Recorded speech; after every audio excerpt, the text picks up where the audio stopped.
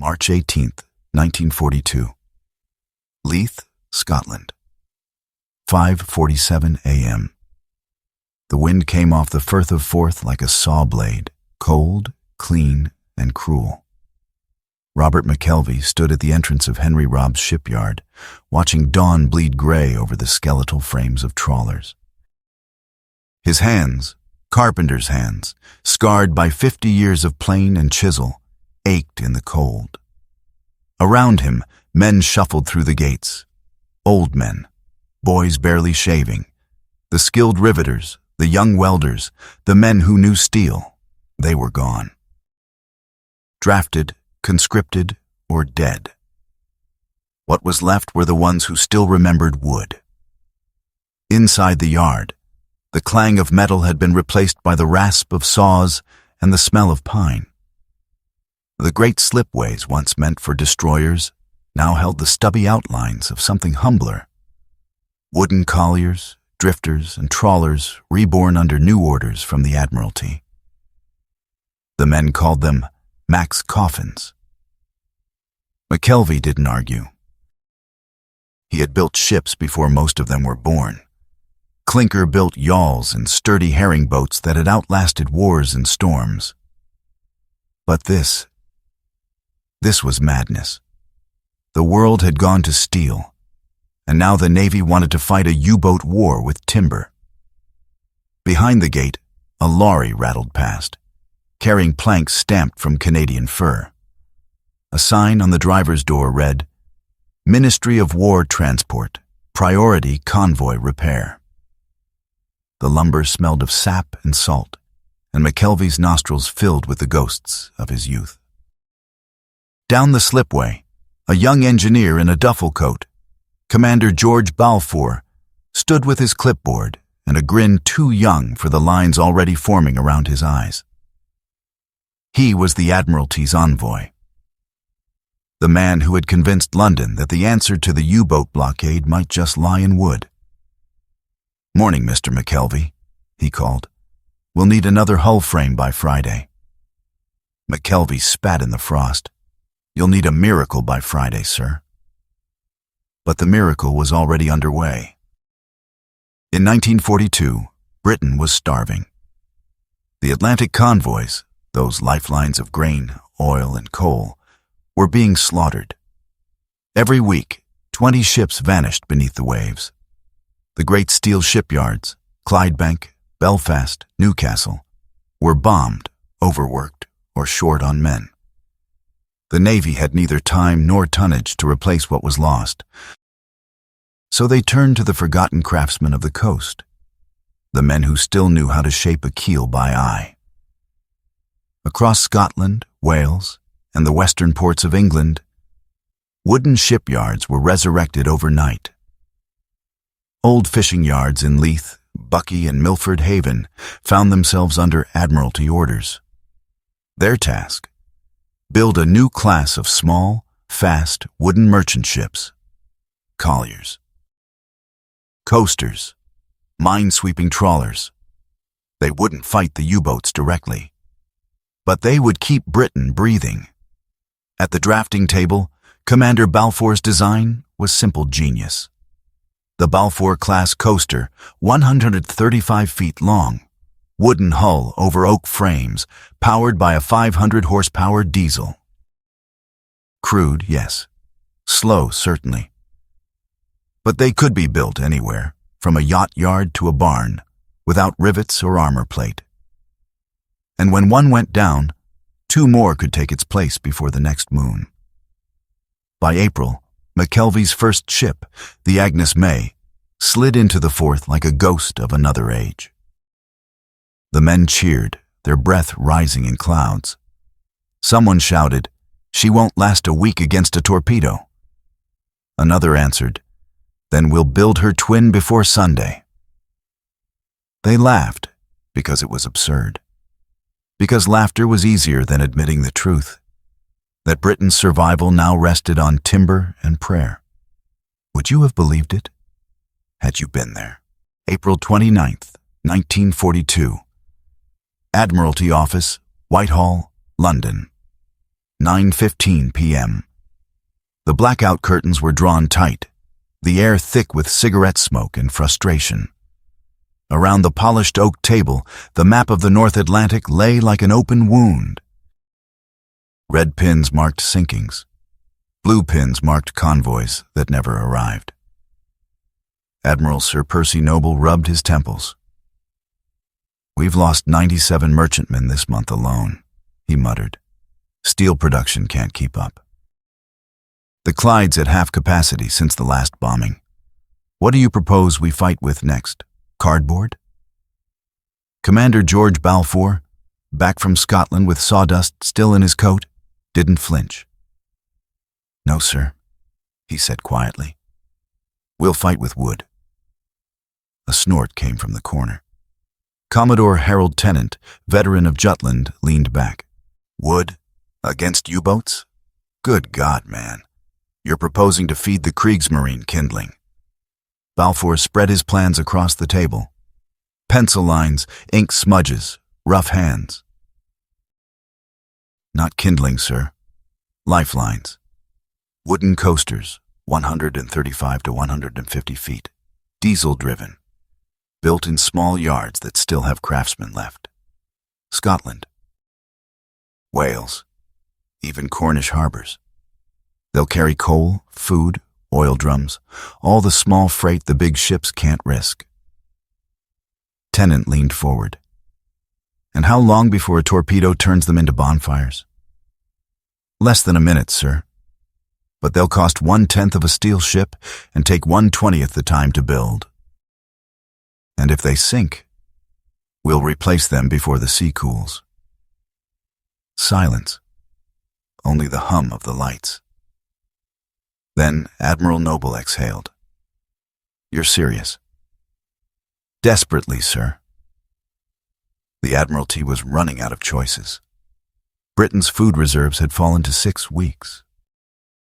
Convoy PQ-17 had been scattered, slaughtered, and the eastern approaches to the British Isles were littered with wreckage. Balfour's wooden ships were a gamble, but so was doing nothing. By summer, the Coastal Forces Emergency Construction Program was approved. 50 yards from Aberdeen to Milford Haven were contracted to build wooden cargo vessels, drifters, and colliers. They were not glamorous. They carried no guns, save a Lewis or two. But they could move the coal from Cardiff to Liverpool, the flour from Glasgow to Belfast. The quiet arteries of survival. Back in Leith, Robert McKelvey received the telegram. "Admiralty orders. Accelerate production.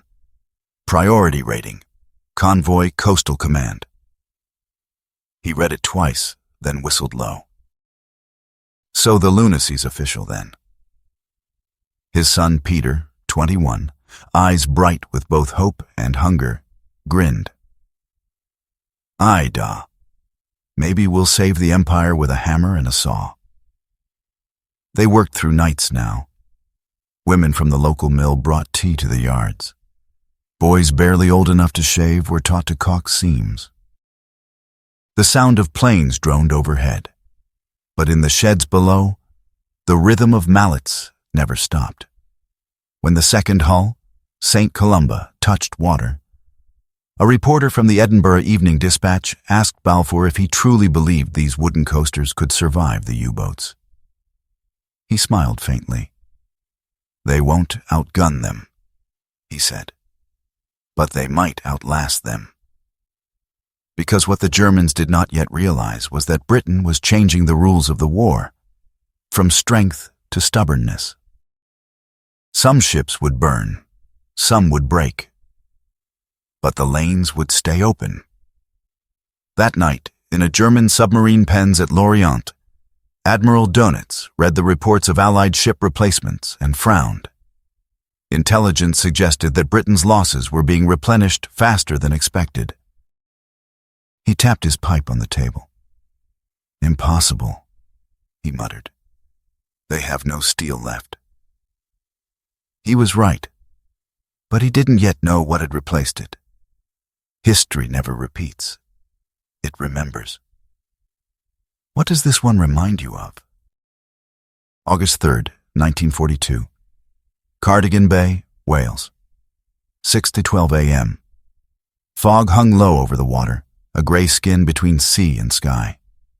Through it, the small convoy known as CW-152 crept north, 12 ships, each no longer than a seaside pier, painted in dull Admiralty gray. They looked more like fishermen than lifelines. At the helm of the Agnes May, Robert McKelvey's son Peter stood squinting through the mist. The compass needle trembled with every swell. Diesel fumes stung his eyes. Beside him, the radio crackled faintly with the voice of the convoy commodore. "Keep tight formation. U-boats reported off St. George's Channel." Peter glanced over the rail. The water was deceptively calm. Beneath it, death waited. The wolves of Dunitz's Atlantic pack. Behind the convoy, the wake shimmered faintly in the pale dawn light. Each vessel's propeller left a silver trail that could be seen from miles above and below. The Agnes May was barely 600 tons, but she carried what Britain needed most that week: Welsh coal bound for the power stations at Birkenhead. In the engine room, the chief engineer, old Tom Kerr, shouted over the din, "Pressure steady. Keep her purrin', lad. She's got more heart than she looks." That heart came from a recycled diesel scavenged from a bombed tug in Glasgow. One of hundreds of engines pulled from wrecks, tractors, and even buses. The Ministry of War Transport had learned to improvise with what Britain had left. The convoy crept on, past Milford Haven, then north toward Holyhead. Above, RAF Coastal Command Hudsons patrolled in slow, looping arcs. Each plane carried depth charges, but more importantly, presence.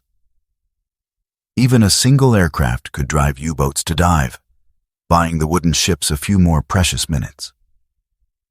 By mid-morning, the sea began to glitter, sunlight breaking through mist.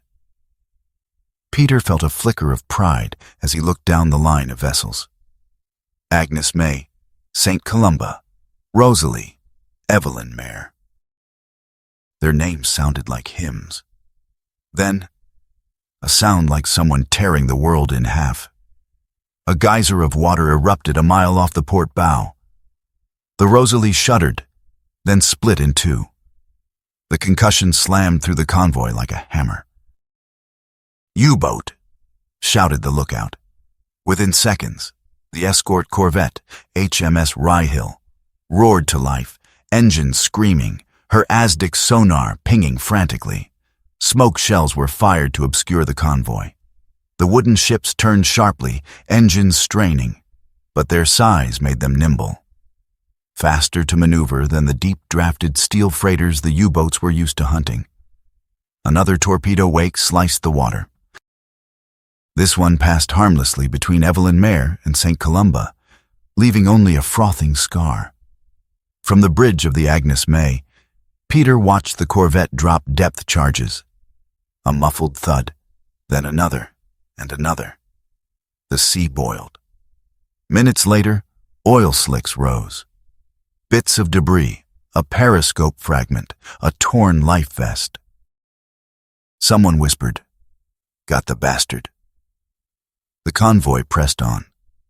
They had lost one ship, but 11 remained. The Rosalie survivors were pulled from the sea, their faces gray but alive. That night, anchored in Liverpool, Peter McKelvey walked the dockside. His hands trembled as he lit a cigarette. Balfour appeared beside him, hands buried in his greatcoat. "She did well," Balfour said. Peter exhaled smoke. "She shouldn't have lasted an hour." "No," Balfour agreed softly. "But she did. That's all that matters now." In the weeks that followed, the reports reached London. The wooden convoys, as sailors mockingly called them, were surviving more crossings than expected. Their small size and wooden hulls made them less magnetic to torpedoes fitted with contact detonators. And when they were hit, often the explosion passed clean through without igniting a fuel fire. The sea, it seemed, had a strange mercy for timber. By autumn, over 80 Balfour-class ships were operating along Britain's western coast.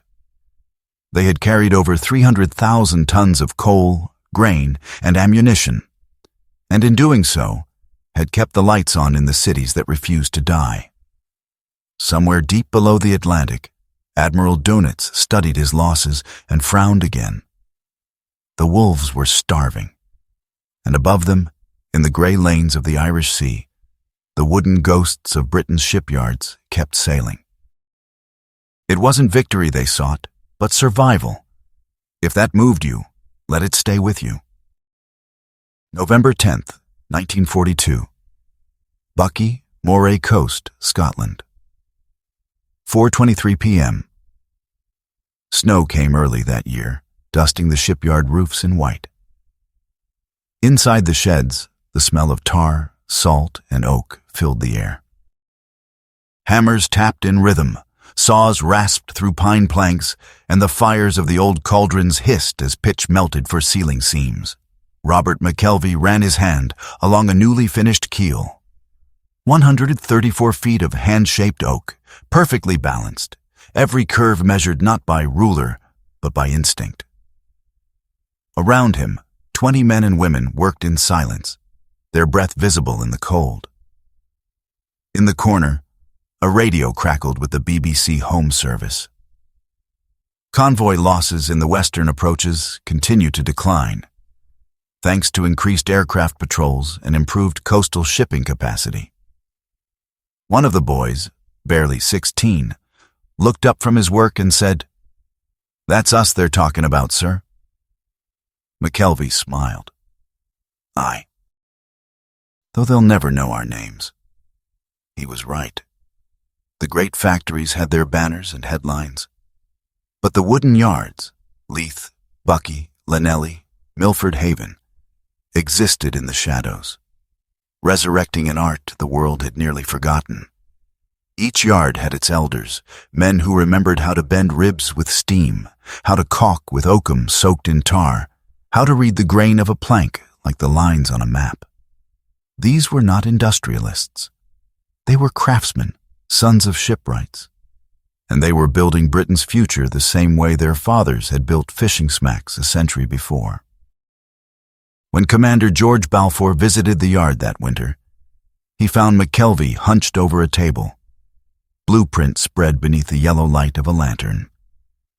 "She'll be the 26th of her class," McKelvey said, nodding to the skeleton frame beside him.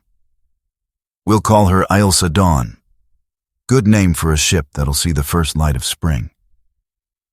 Balfour ran his fingers across the blueprint. "You know," he said quietly, "when I proposed this program, they laughed at me. Called it a carpenter's fantasy." McKelvey grinned without looking up. "Then let them laugh, sir. Wood's older than steel, and she remembers what steel's forgotten." Outside, the sea roared beyond the breakwater. Across Britain's coasts, hundreds of such hulls were taking shape, each one different, each one vital. Yards that had been idle since 1918 were alive again. The women, too, had joined the trade. In Milford Haven, shipwrights' daughters learned to rivet deck fittings. In Aberdeen, widows of sailors lost to the Atlantic now sanded hulls for the next generation. They worked with quiet fury, not for medals, but for meals on English tables. By December, the first Ailsa Dawn-class coasters began running supplies from Swansea to the Clyde. Their decks froze, their engines groaned, and yet they endured. Some were painted with fake bow waves to confuse U-boat periscopes. Others carried crude decoys to draw torpedoes away from convoys. And though their logs were filled with collisions, leaks, and broken shafts, one phrase kept recurring: "Arrived safely." In the spring of 1943, when the tide of the Atlantic War began to turn, it wasn't just the corvettes and code breakers that made the difference. It was these small, wooden ghosts, the unheralded bridge between survival and starvation. In the Admiralty archives, an internal report from that winter reads, "Wooden auxiliary colliers and coasters have proven unexpectedly durable. Their dispersal and rapid repair have rendered them immune to large-scale disruption. Recommend continuation of program." Balfour kept that memo in his pocket for the rest of the war. That night, in his billet overlooking the Thames, he wrote a letter to his wife. "Strange, isn't it? We measure progress by what's new, yet it's the old ways keeping us alive. Would you have believed it, had you been there? That Britain's might would rest on timber and hands that still remembered trees?" January 14th, 1943. Irish Sea, 2:17 a.m. The night was black as ink, the sea a shifting mirror of starlight and fear. Convoy CW-221 crawled north through the Irish Sea. 15 vessels, most of them wooden. The lead ship, Ilse Dawn, rode the swell like a ghost, her diesel engine thudding steady in the dark. Peter McKelvey stood on her bridge, collar pulled high, peering through binoculars slick with frost. His father had stayed ashore this voyage, the old man's hands too stiff for the cold. But Peter carried his steadiness like inheritance. The radio hissed with faint chatter. "Rye Hill to Convoy, maintain formation. Sonar contact starboard bearing 215. He knew that tone. U-boat. Moments later, a dull concussion rolled across the water. One of the escorts dropping depth charges. The sea erupted in phosphorescent spray. The Ilse Dawn shuddered, timbers creaking under pressure. In the engine room, Tom Kerr yelled, "Hold her course, she'll take it." But then, silence, the kind of silence that makes your heart drum louder than guns. Peter turned his head slowly, scanning the black water for a ripple, a wake, a sign of something moving below. Out of the dark, a pale streak cut across their bow. A torpedo track, glowing faintly under the surface. Peter's shout came too late. The weapon struck amidships with a hollow thunk. And then, nothing. No explosion. No flame. The torpedo had punched through one side and out the other, its detonator never triggered. Wood. It didn't have enough resistance to set off the warhead. The crew stood frozen for a heartbeat, disbelief etched on every face. Then Kerr laughed, a barking, manic laugh. By God, she's too soft for their bloody torpedoes. It wasn't true in every case. But for some of these ships, it was true enough. The old wooden hulls flexed, splintered, absorbed shock differently than steel. What should have been annihilation sometimes became a miracle. The Convoy survived that night. The U-boat, hunted by 2 corvettes, was sunk with all hands off Anglesey. When the sun rose, the Ilse Dawn steamed onward, battered but afloat. By dawn, Peter sent a brief signal back to command. Sustained hit. No detonation. Continuing transit. Timber held. In Whitehall, Balfour read the message aloud to the same men who had once laughed at him. Commodore Tennant leaned forward, pipe forgotten. Held? Yes, sir, Balfour said. It passed clean through her. Noble stared at the ceiling. The irony, after all the steel, the rivets, the factories. Balfour smiled faintly. It seems the oldest ships have the newest tricks. Through that winter, the wooden convoys became something of a legend. U-boat crews began to dread the coastal runs, calling them the ghost fleets.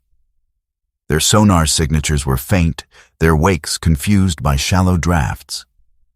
In the log of U-553, recovered after its capture, a German officer wrote, "We fired 3 torpedoes into small ships near Holyhead.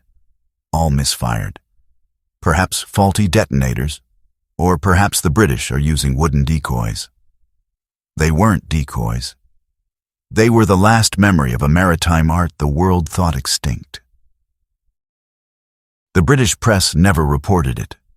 Wartime secrecy forbade it. But within the Admiralty, word spread. The wooden yards had saved the coasts. By February, the program expanded again. 40 more hulls ordered, more small yards reopened. Even abandoned yacht clubs were conscripted into service. In Cardiff, a group of teenage apprentices finished a hull in record time. 17 days from keel to launch.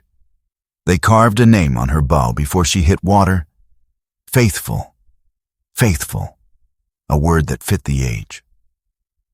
That spring, when Churchill reviewed reports from the Ministry of War Transport, one line caught his eye. The timber-built coastal convoys have demonstrated unanticipated resilience. Loss rate now below 5%. He underlined it in blue pencil. Then, in his neat handwriting, he wrote in the margin, "The trees of Britain fight for her yet." Some names were forgotten. Others still echo. Which would you remember? May 10th, 1943. Liverpool docks. 7:42 a.m. Morning sunlight filtered through the haze of coal smoke, gilding the cranes and derricks in a grim kind of beauty. Rows of small wooden ships bobbed along the quay. Ailsa Dawn, Faithful, St. Columba, Agnes May. Their paint was chipped, their decks scarred, but they were alive. Peter McKelvey stood on the dock beside Commander George Balfour, watching Steve Doors unload sacks of flour and crates of kerosene. The men moved quickly, efficiently, not with the desperation of the year before, but with something new in their movements. Confidence. "They said we'd be kindling," Peter murmured. Balfour smiled. "And now we're carrying bread." By spring, the tide of the Battle of the Atlantic had turned. Allied radar had matured, escort carriers now guarded convoys, and long-range liberators prowled the skies. Yet beneath those grand victories lay the quiet endurance of the coastal fleet. The ships no one cheered, the crews no one decorated. In total, over 300 wooden vessels were built under the Admiralty's emergency program between 1942 and 1944. Some were colliers, others minesweepers, trawlers, or rescue tugs. All bore the same fingerprints, the marks of hands that had shaped living material into machines of mercy. McKelvey Sr. received a letter that month, sealed in Admiralty blue. His eyes blurred as he read, "In recognition of services rendered in the construction of coastal vessels essential to national survival, the Admiralty extends its gratitude to Mr. Robert McKelvey and the craftsmen of Leith." He read it aloud to his men at the yard, their faces lit by pride and disbelief. "We did what the big yards couldn't," he said softly. "And we did it with wood." That summer, the Ailsa Dawn was reassigned to run supplies to Normandy, her shallow draft perfect for beachhead waters. Peter volunteered to go. His father protested, then simply pressed a carpenter's chisel into his hand. "For luck," he said, "and for fixing what breaks." June 6th, 1944. Off Gold Beach. The Ailsa Dawn crept through smoke and chaos, her deck stacked with jerry cans and ammunition crates. Shells whistled overhead. She was older now, her seams swollen, her engine coughing. But she made the run again and again. No headlines. No medals. Just one more bridge in the endless chain that fed an army.